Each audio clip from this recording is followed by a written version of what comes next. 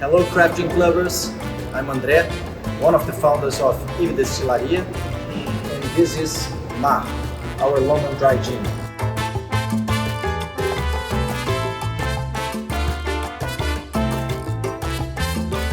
Mar, or C, was the first gin we developed out of a trilogy of gins.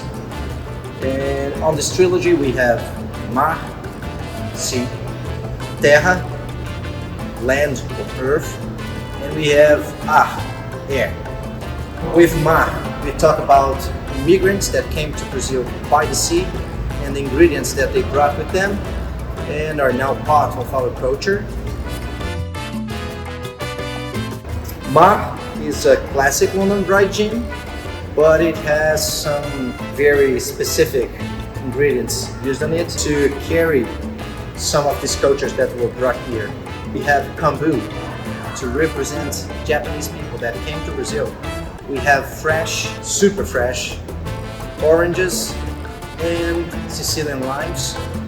And we don't use just the peels, we use the whole fruit, and we have access to really good quality citrus fruits in Brazil all year round. For this gin, for this label, Mar, we try to create these constellations thinking about the immigrants and symbols that would make sense for this idea.